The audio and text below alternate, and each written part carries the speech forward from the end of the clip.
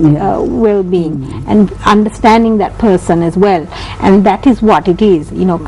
You have to have patience, you have to have a little bit of giving in rather than always being so selfish and keeping it on to yourself. So I think it's just common sense, but I think it's all your upbringing as well. I have a feeling it's how your parents or your school or how you have brought up yourself. That's true. Because if you don't, you'll be left behind and somebody's going to take over and you're sorry. That's very true. When you were saying when somebody else is going to take that and you'll be left behind, that is actually almost a cue for our next video, because our next video is on what not to wear for an interview. Now, interviews are extremely vital.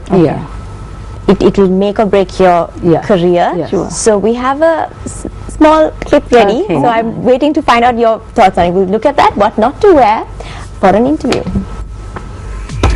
What not to wear for an interview. Guys, never wear character ties. Sure, you love them, but your future boss might not. Girls, low-cut shiny shirts are a no-no.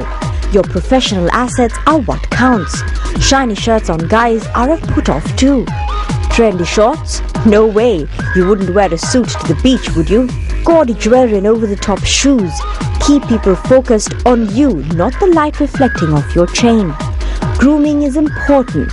Keep your nails clean, breath fresh, and cologne mild. Good luck. Which is true. Okay, your thoughts on it. Mahika, you first. Okay, my nails are nicely done. My nails are not.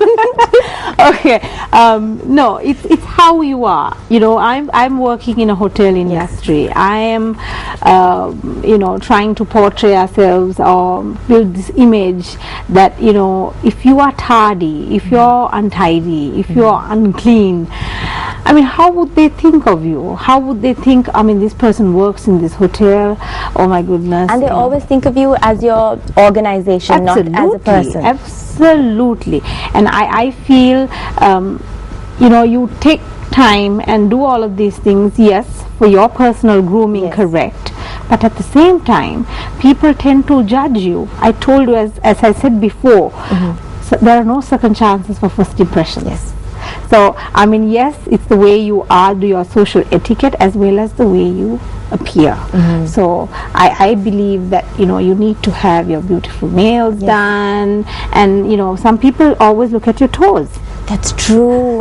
That's really true. That's a big indication of a person's hygiene, they say, their cleanliness, and their grooming kind of completes with your pedicure. Yes. Now, this is something that ladies usually follow. Does the same apply to the gentleman?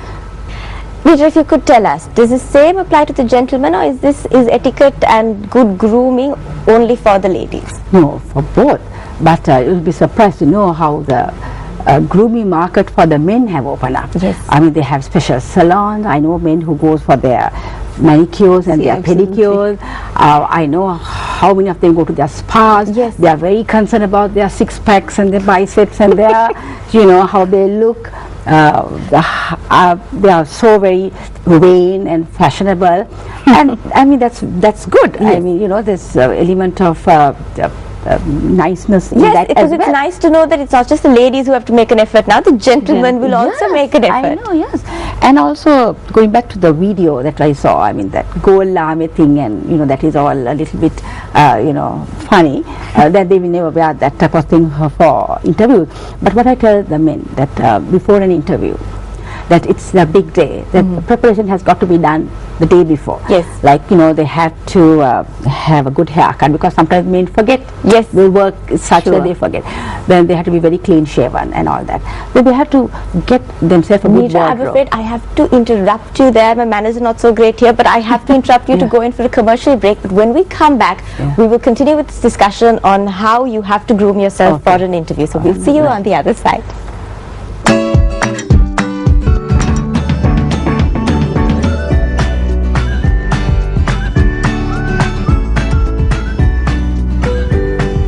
Welcome back to Good Morning Sri Lanka. We left you with a very, very important discussion where Nidra was explaining to us the importance of preparing yourself for an interview, especially for the gentleman. Nidra, if you could tell us, what else do people really need to look out for when they're getting themselves ready for an interview? Yeah, other than their CV and what they're going to talk, which they have to be very good at, because it's the job skills that will get them to the interview. But appearance also plays a very vital. Yes. Appearance gives an indication of who you are and what you are and what you're capable of doing. And another thing I tell them is, you don't dress for the job. You dress for the job you want to have. You understand? So there is, yes, that's the way it is now. So it's not the immediate job that you're actually being interviewed for, it's the job later on that you aspire to it be. all depends whether you're at an entry level. It all depends in the sense. Sometimes when promotions comes, you know, then at that time you are interviewed for something else. Then you have to dress for the job you like to have. You can, but not, I mean, when you are at entry level or as a young management trainee, you are not expected to go dress as a CEO. Sure. That's